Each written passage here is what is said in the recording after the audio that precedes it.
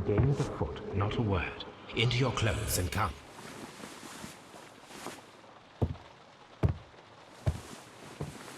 I'll wait for you in the sitting room. I've just received a note from Inspector Lestrade, a letter from the suburbs. He is in need of my presence. Whenever he has asked for my assistance, it has always turned out to be entirely justified. I fancy that every one of his cases has found its way into your collection. Yes, they all seem worthy of... However, I regret your fatal habit of looking at everything from the point of view of a story instead of a scientific exercise. Oh, Holmes, you... I beg your pardon, I digress. It would be much better to examine this letter than to try to convince you. What's going on, guys? I'm Jake, the Offensive Gamer, and this is Sherlock Holmes Crimes and Punishments, Case 4, and it's raining outside. The letter is on the table, Holmes. You should take a look.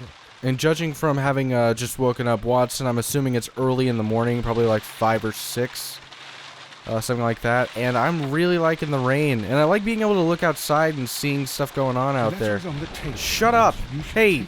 Shut the fuck up. Okay, so, rain and stuff. Let's see if that woman's up at 5 in the morning. Are you ever going to lose weight, ma'am? Yeah, whatever. Or cover your tits, which are just disgusting. Ugh. Just, ugh. You should be ashamed of yourself. The letter is on the table, Holmes. You should take a look. What table? The chess table? This table that you're sitting at? That table? That's a desk. It's not a table. It's a difference. Alright, 221B Baker Street, London, for Sherlock Holmes. The Brackenstall family coat of arms. The fuck are the Brackenstalls? I guess we'll find out. A wax seal with the monogram E.B. Can we open it? Well, I guess this is the end of the game, because, oh, no, wait. I can tell from Lestrade's handwriting that he was in a hurry when he wrote this letter.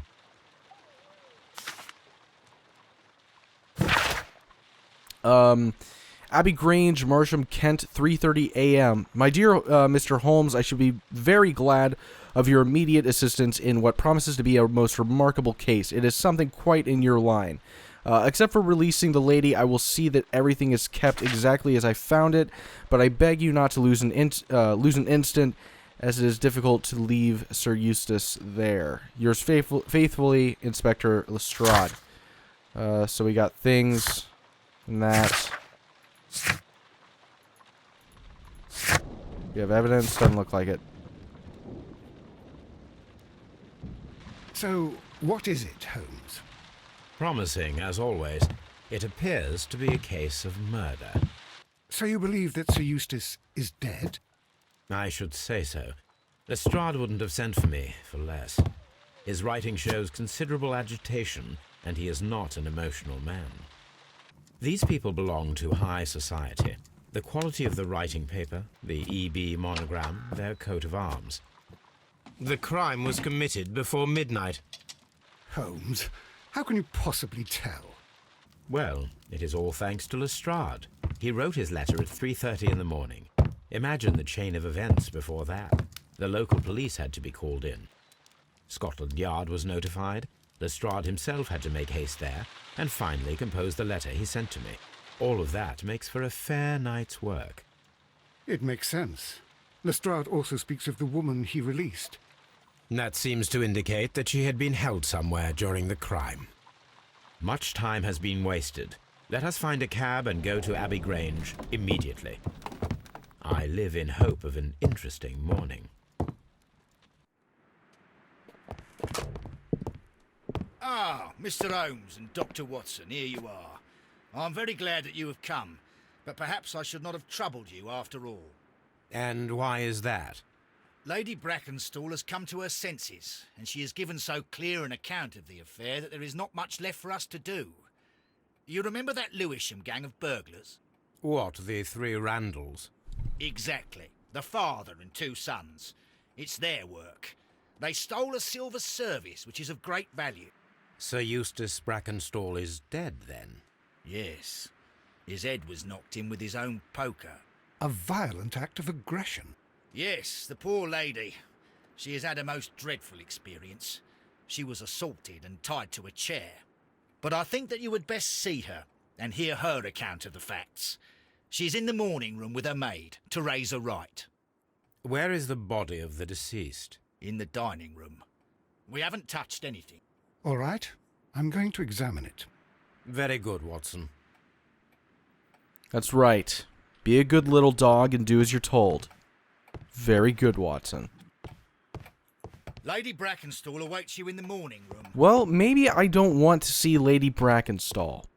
Maybe I want to see the body first. Ever think about that? I don't think so. Alright, well, whatever.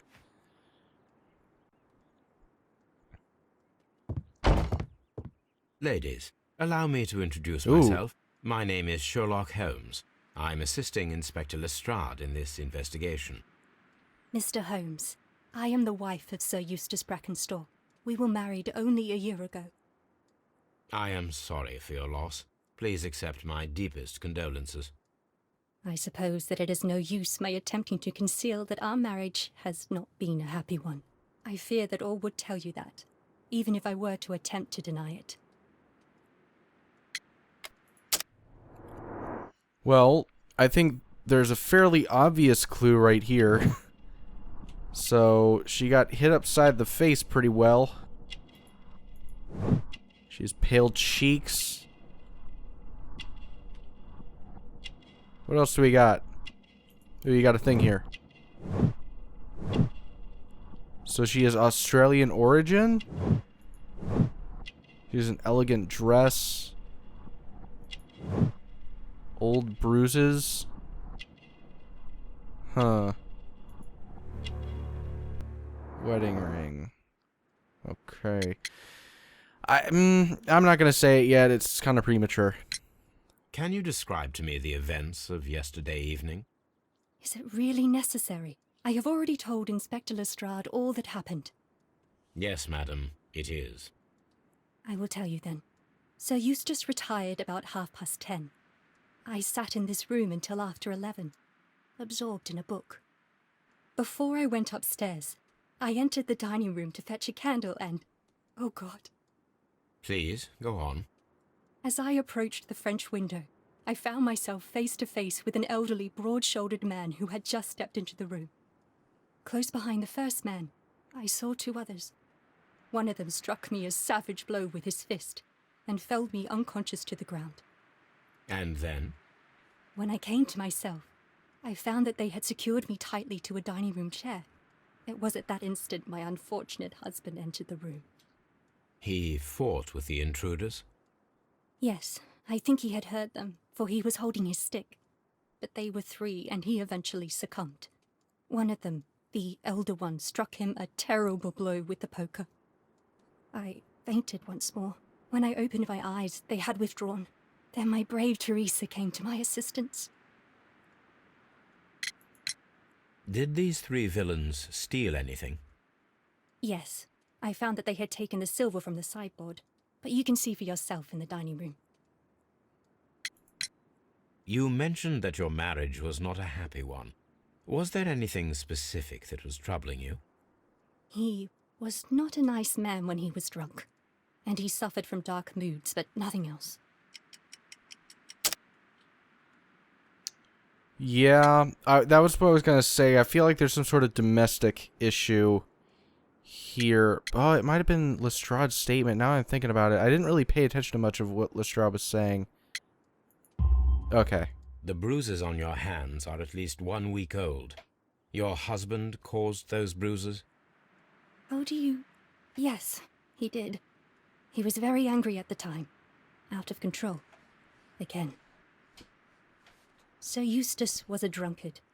To be tied to such a man for life is worse than death. Your ladyship? I think I already know what happened. Just putting out a theory here. I have a feeling what actually happened was these two together hired someone to kill him. Just saying.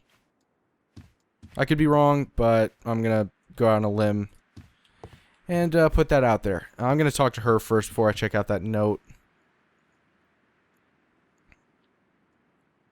Teresa, I would like to hear your testimony. Certainly, sir.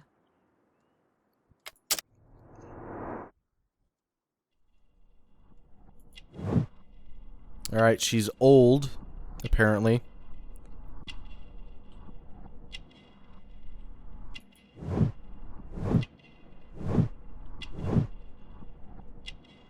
She's caring? Oh, like, probably not necessarily describing her, as a person, or more so probably just describing her, you know, occupation.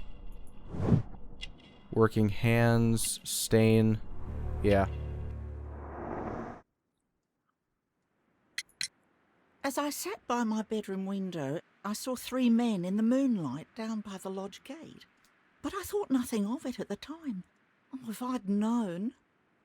And then? I went to bed, and it was more than an hour after that I heard my mistress scream.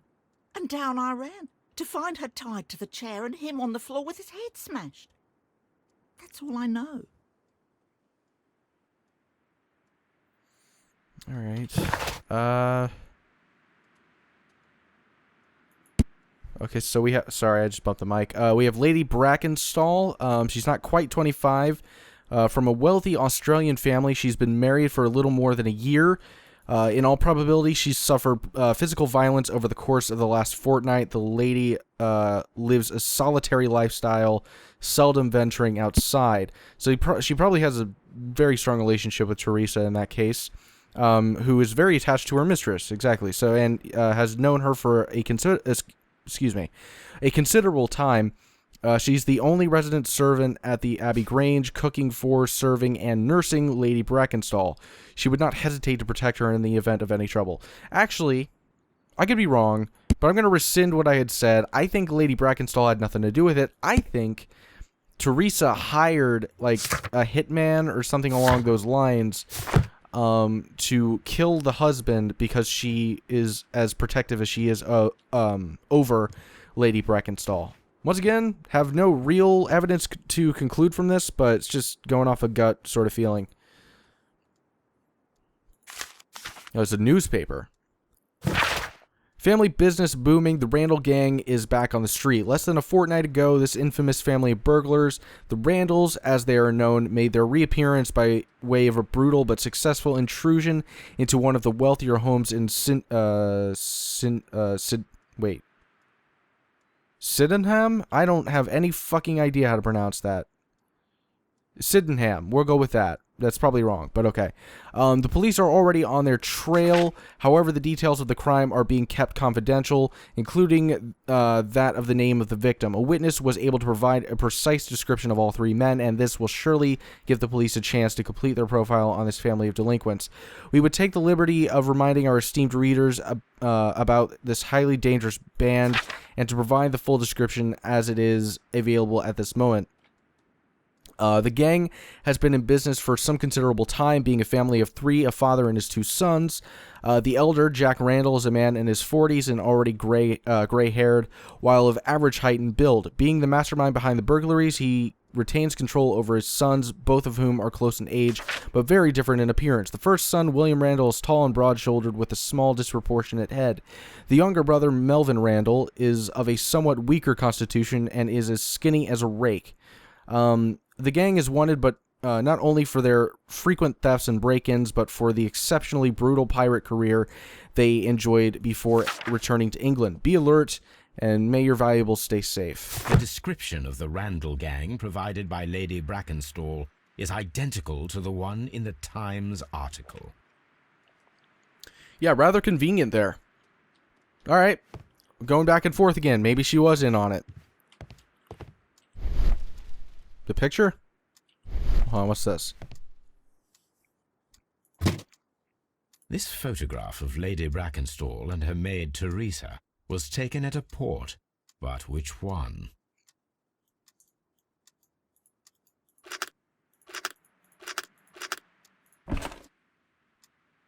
The Rock of Gibraltar, Adelaide, So the 1893. lady and her maid came from Australia a year and a half ago on this ship.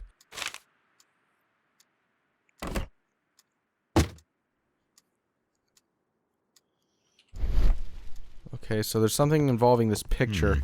These scratches are most definitely made by the picture frame. A trapper's hut. Oh, it's a safe. This is Sir Eustace's safe. There may be something important inside. I must ask Lady Brackenstall to open it. Alright, so we have a couple of conclusions to come to, it seems like. Okay, so let's see. Randalls are well known. The Randall gang is well known around the Abbey Grange due to a recent burglary which was reported in the newspaper. Criminals identified. There were witnesses who identified. Yeah, okay, so those two go together. Randall's blamed. The robbery was faked, and the whole story invented in order to blame Sir Eustace's death on the Randalls, or the testimonies and evidence match. I think it's bullshit. I think the Randalls are just being blamed for this, and there's something else going on. Actually, I shouldn't have done that. Still have other things to look at. Okay, so let's see. Violent behavior. Sir Eustace Brackenstall assaulted his wife 1 week ago. I doubt it. Yeah, I didn't think so. All right. No. Okay. We're gonna go ahead. Excuse me. We're gonna go ahead and talk to both of them again now that we have new information. My mistress is very tired. See if there's anything else we can get out of them. Lady Brackenstall, could you open this wall safe? No, it is my husband's safe. I do not know the combination. We have to open it. Oh well, in that Your case, the code ladyship. is 573. Like what is that statement going to do for her? If she doesn't know it, you insisting that you have to open it means jack shit. The body is still in the dining room where the murder took. Where the murder took place. You should examine the body of Sir Eustace Brackenstall. You are the most helpful assistant ever. Just truly insightful. I should examine the body at the murder scene. Brilliant. Just absolutely brilliant. Fucking 10 of 10, Watson. So, Watson, what have you learned from examining Sir Eustace's body? Well, I can confirm that the death was instant. Sir Eustace was facing his attacker when he received the blow to his head. There are no other apparent injuries. Quite a large stick. A formidable weapon. A large stick. Get it? That must be the murder weapon. Quite a... No. Barefoot. He had therefore been in bed and did not have time to fully dress. Maybe he was giving somebody a foot job. How do you know? Ooh, what's here? It is covered in blood. Sir Eustace might have struck his head upon it while falling from the blow. That is one possible explanation. Yeah, a little bit of blood splatter. Potential. That looks like it hurt. The head was cracked with the force of the blow.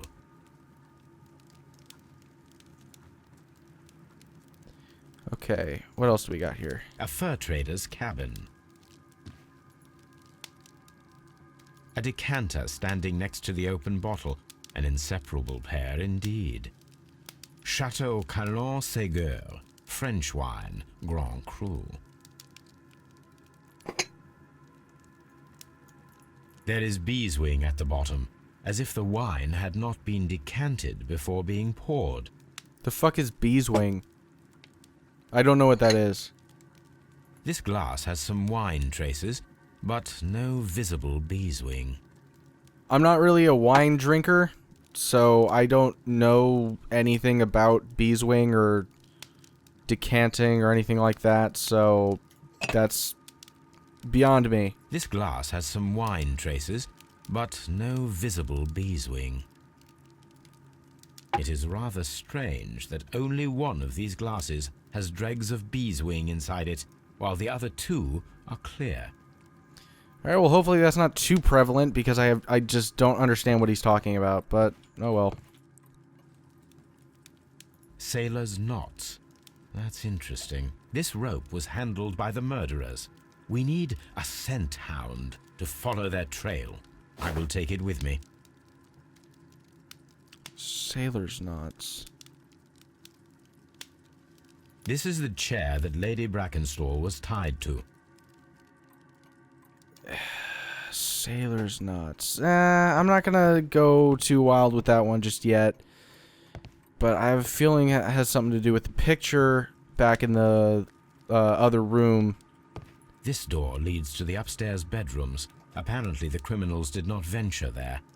I'll examine that further later if there's any more evidence to conclude with regarding the sailor's knot. This candlestick is valuable. It is interesting that it was not also stolen. Yeah, that pretty much just confirms it right there. There was no burglary. Bullshit. These wine bottles are expensive, and mostly from France. A bottle of wine is missing here. An empty silverware box.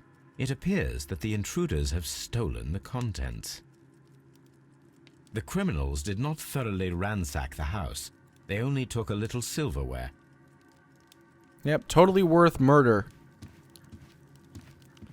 Wouldn't you agree, Watson, with your endless advice?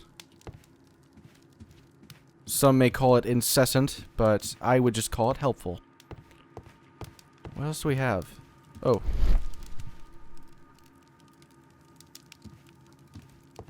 Mantelpiece?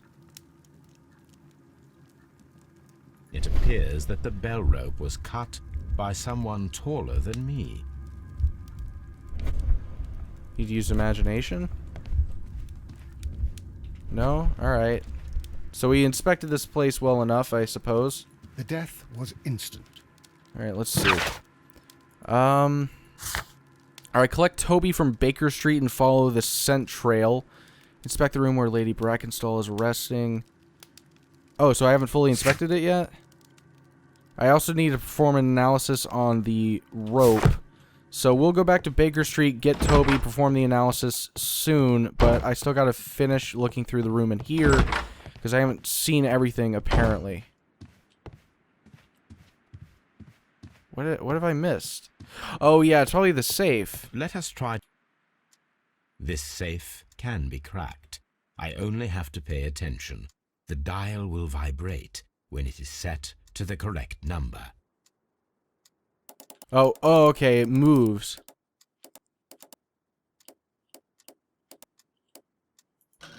There we go. Alright, I thought there was going to be some sort of noise it would make. I wasn't really paying attention to the actual dial.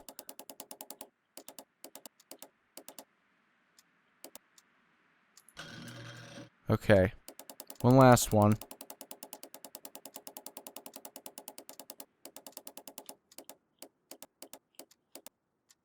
There we go. Ooh, a lot of money. It is common practice to keep one's valuables in a safe behind a painting. It should not really pose a challenge for a criminal. Antique coins, possibly of value, but they're scattered without care.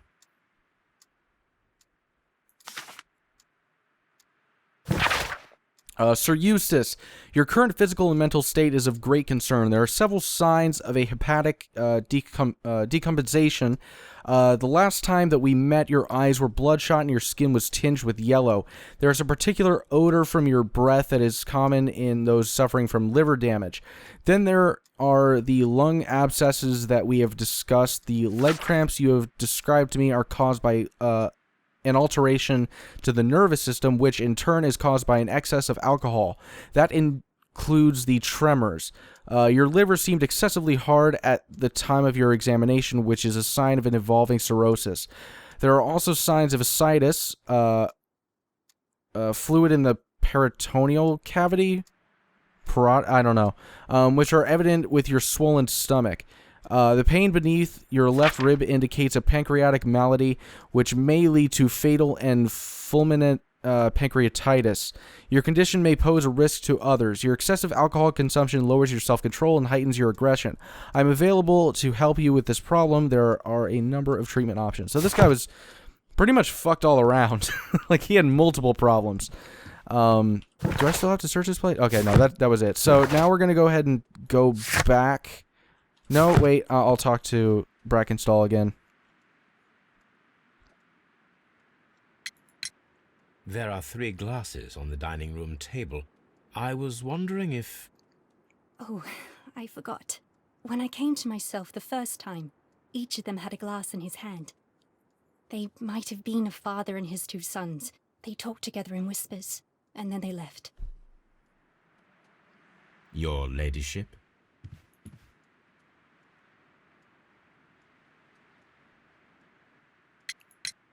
Sir Eustace's doctor speaks of his violent behaviour. Yes, Sir Eustace was an extremely violent man. A detestable human being, to be more precise. It is true that he once threw a decanter at me, and all because I dared to stand up to him in defence of my mistress. Sly devil. God forgive me that I should speak of him so now that he's dead, but a devil he was, if ever one walked the earth. We met him only 18 months ago. She'd only just arrived in London. Yes, it was her first voyage. She'd never been from home before. Wonder with his title and his money and his false London ways. If she made a mistake, she has paid for it, if ever a woman did. She doesn't have any friends here, so it was specially hard for her. All right, I'm taking bets. What do you guys think? Do you think these two are lesbians? Maybe a little bit of scissor action going on? Perhaps? Possibly? Probably not. What do we have here? Jesus Christ, that is a lot. Alright. 2 glasses and the glass of beeswing. Holy shit, I was not expecting that many. Alright. There were 3 people drinking wine out of these glasses. One of the 3 people probably prefers wine with beeswing. Or there were 2 people drinking wine out of these glasses. The remaining glass with the beeswing consisted solely of the dregs from the other 2 glasses. I think that that's probably the case. I think the 3 people would be acknowledging, or would be acknowledging the burglars in some sense. So just by default, I'm gonna go with 2 people. Ah, fuck. I keep on doing that. Alright, let's keep looking. Okay, so fireplace grate. Hold on. No personal life from Australia. Alright, no acquaintance. Lady Brackenstall married Sir Eustace shortly after arriving in England and remained at home during that time. There is little possibility that she or her maid are acquainted with anyone in the country or acquainted with a sailor that is on the Rock of Gibraltar. That was the thought that I was having about the sailor knot. I feel almost as if they're kind of giving me this one, and it annoys me a bit, but I'm gonna take it because that was actually what I was thinking. Knotted rope. Criminals identified. Violent behavior. Okay. Deadly accident. The death of Sir Eustace could have been due to his accidentally striking his head on a fireplace grate. I'm confused by that one, but okay. Oh, okay, here we are. Or it was by the blow of the poker. The death of Sir Eustace could have been due to a poker blow. I'm gonna go with that one. I think he was absolutely murdered. Criminals identified. Yeah, I didn't think so. The knotted rope still is inconclusive, I suppose, but I do absolutely now think that there was a sailor involved. I think that they're the ones that actually killed Sir Eustace, but their involvement with the other 2, the 2 women, I'm not totally sure at this point, but we'll probably find out relatively soon. Maybe I need to talk to, fuck, what was his name? He's the police chief inspector guy, whatever the fuck, I don't remember. That guy. Maybe I need to talk to him about the poor health.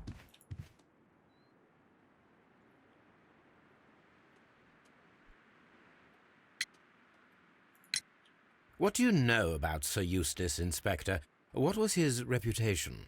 A charming man when sober, but an absolute demon when he was drunk. In such moments he was apparently capable of anything. Why, Once he splashed fuel on Lady Brackenstall's dog and set it alight. Jesus Another Christ. day, he threw a decanter of wine at Miss Wright's head. The alcohol seemed to madden him. To the point that we were forced to intervene several times to avoid a scandal. Are you fucking kidding me? He set a dog on fire? Holy shit. Like, that's a little bit worse than just, like, beating your wife. That thing fucking set something, a living thing on fire. Like, shit.